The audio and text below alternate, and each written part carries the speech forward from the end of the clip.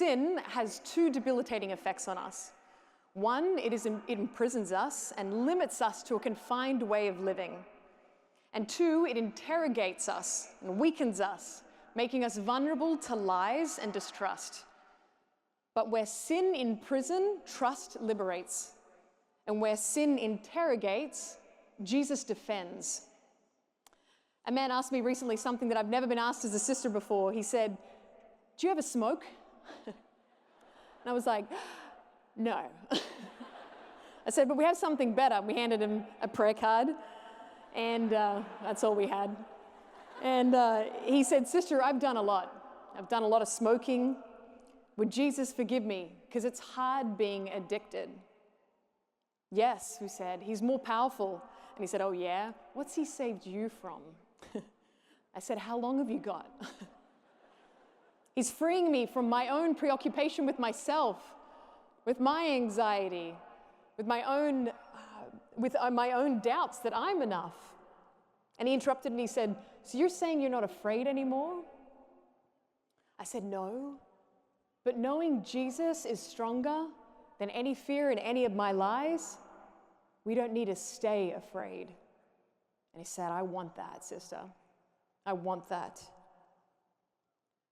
Lies lead to anxiety. Anxiety means to constrict, tempting us to believe that we're bound to them, as if we're in some kind of solitary confinement and can't escape their torment. But sin is no longer a blockage when we turn to Jesus. Jesus walks through walls. Darkness is not too dark for him anymore. No one is too far gone.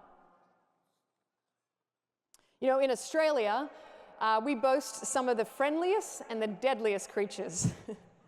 Quokkas are kangaroos, the size of cats, and recently they were voted the world's most happiest animal because they've been caught smiling for selfies. And if you don't believe me, I just want to share a photo of evidence of that. You're welcome.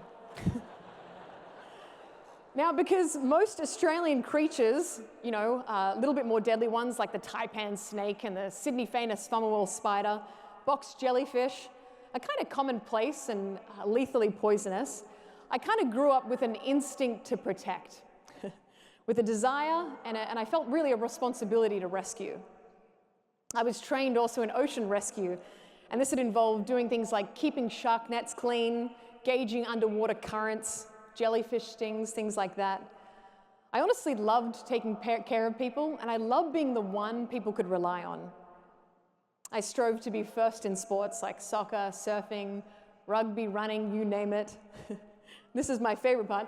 And I wasn't an A-grade student, but I was undefeated, winning the annual Academic Effort Award. So I began to believe that if I tried hard enough, I could get what I want and keep control of my life. As if a good life was the result of my effort. You know, up to me to create something worth living, and then maybe God would approve of me.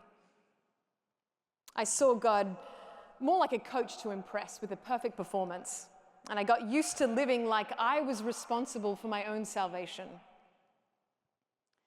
But you and I know that our world makes it very difficult to think differently.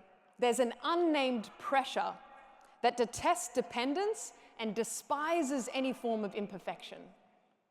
You know, my life looked so stable on the outside, but on the inside, I was guarding my heart from the saving love that I needed most. And I was getting tired of trying so hard. But Jesus is not content with our captivity, and you were not created to cope with life. Our struggle with sin and shame, it's no longer the end of our story, it's the starting place of grace.